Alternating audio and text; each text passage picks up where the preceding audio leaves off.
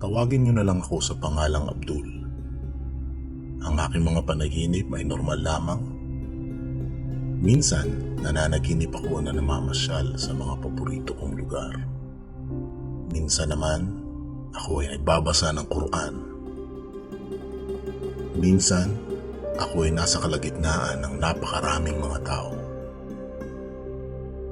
Ngunit kamakailan, ay bigla akong nanaginip ng mga bagay na hindi kaaya-aya.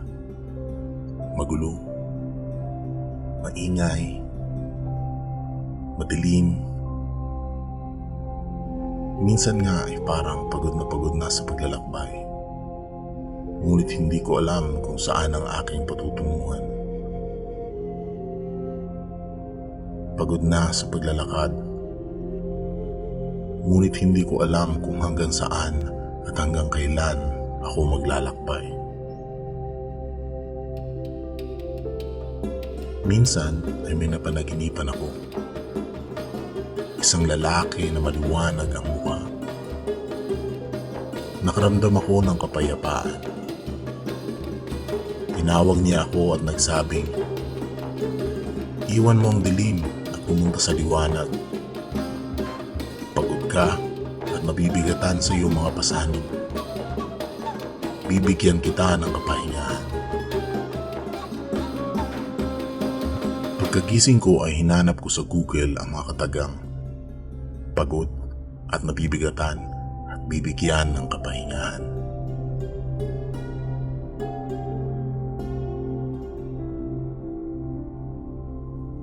Nagulat ako sa aking nadiskubre. Itong mga kataga ay galing kay Isa Almasi o Jesus ng mga Kristiyano. Simula noon ay pinag-aralan ko na ang mga salita ni Jesus. Ang sarap mag-aral ng mga salita niya. Sinunod ko ang kanyang mga turo at ako nga ay naging tagasunod niya. Totoo ngang binigyan niya ako ng kapahingahan. Ako ay nabubuhay ngayon ng payapa at masaya sa pagsunod kay Isa, kay Jesus. Ikaw ba ay nananaginip na merong isang lalaki na tumatawag sa iyo papunta sa liwanag? Iyon ay si Isa Almasi. Ikaw ba ay naguguluhan? Ikaw ba ay maraming mga katanungan?